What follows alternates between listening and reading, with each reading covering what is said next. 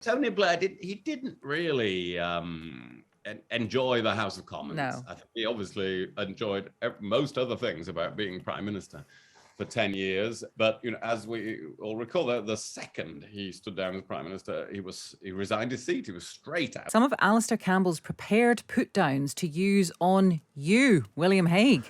They include, if the Tories want a comedian as a leader, they might as well go for Bernard Manning, though he might not be right-wing enough.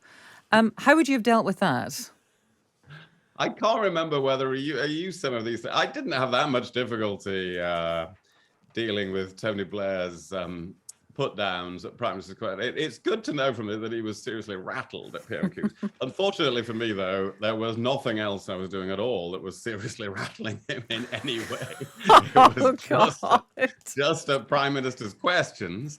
But yeah, we used to have a real fight at Prime Minister's questions, and it's interesting now to see the thinking that was going on behind the scenes. Tony Blair was never that good, though, at delivering the devastating. And even though he was brilliant, obviously, at so many other things.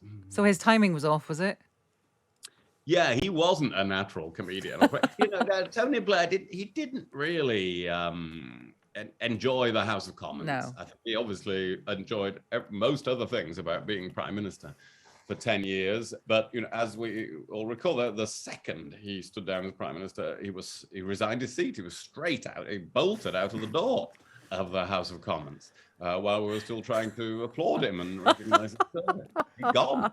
So he couldn't get out of there fast enough. And that was never the bit of it that he enjoyed. And it was a bit of an awful chore for him. I think that's reflected in these Alistair Campbell notes. This really awful chore on a Wednesday of having to answer questions from that damn Hague and all the others. So, that was never his forte. He was very good at many other things. Does it ever get embarrassing, William, in your view? Because I was watching Lindsay Hoyle sort of parping away like a sort of ineffective supply teacher as a bunch of sort of superannuated school children bray and parp back themselves, and it's all very shouty.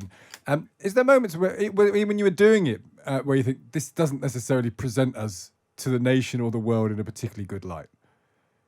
Well, yes, sometimes. However, a lot of Americans always say, wouldn't it be great if our president had to come down to Congress and answer questions? Because they'd have to be on top of the job. It's part of the mix, really, that forces a prime minister to know the answers to questions, that they have to endure prime minister's questions. So I think it's positive. And also, there are quiet parliaments in the world, but where are they? They're in Pyongyang and they're in Beijing. And isn't it better to have a parliament where people can shout at each other a bit, as long as it's within certain rules? I think it is on balance. William, you've written your column in praise of Rishi Sunak. It looks like it's going to be him in the final with one of Kemi Badenoch, Liz Truss and Penny Mordaunt. And the point you make in your column really is that he's the person you think who is best suited to this very, very demanding job, not least of all because he once said he was going to get up at 5 a.m. to join a farmer milking cows in your old constituency. Yes. That's an example. I mean, it's not just because of that. No, I'm really, the point I'm making in my column is I've got a bit of a unique vantage point on Rishi Sunak. Well, an absolutely unique vantage point, really, which is that he succeeded me as an MP in my old constituency, which I'd represented for 26 years, Richmond, Yorkshire. So I really saw him at close quarters for quite a few months, how he acquitted himself around the constituency.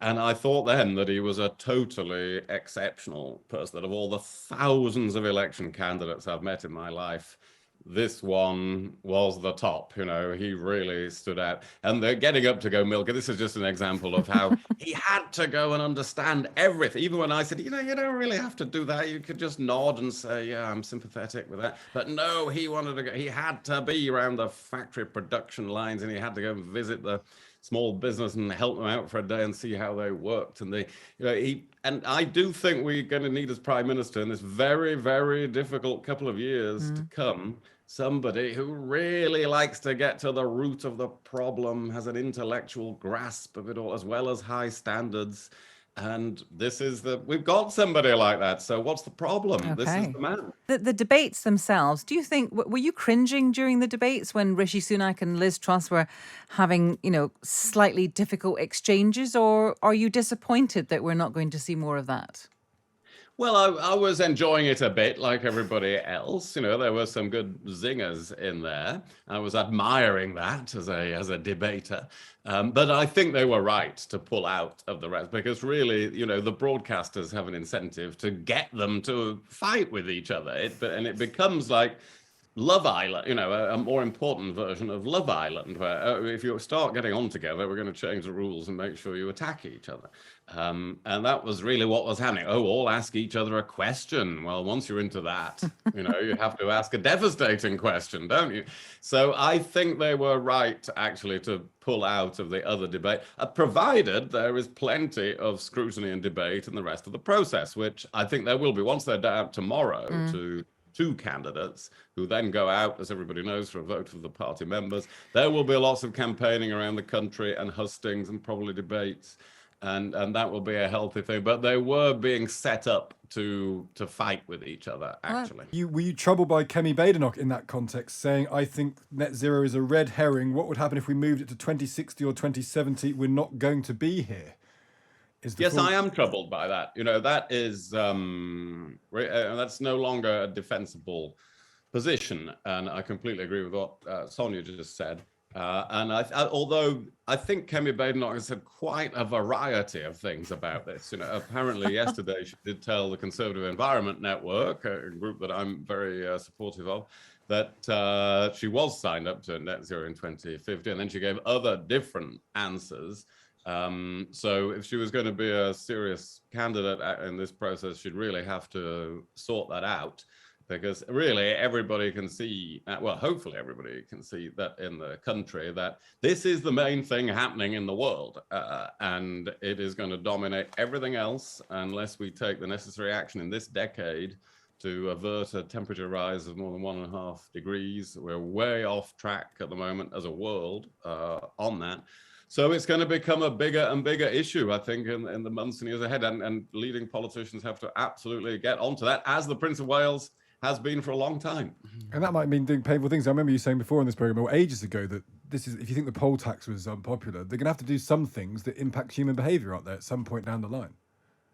Well, absolutely, because it's an opportunity as well, remember, because what should you do as a country in this situation? You should really lead on the new green technologies, on the new materials that are necessary to construct those technologies, on being a country that attracts talent to it because it's one of the leading countries in reducing emissions and having the best possible environment. So there's an opportunity in there, but it's a very painful thing for politicians, because it means telling people you can't do what you used to do, or this is going to be more expensive. And so it's going to be agonizing for governments all over the world, for dictators as well. Look at what's happening with temperatures in China at the moment, a scorching heat wave across East Asia. And even dictators don't like to tell people that they really have to change. This is going to be the biggest test of leadership in the world in the coming decades.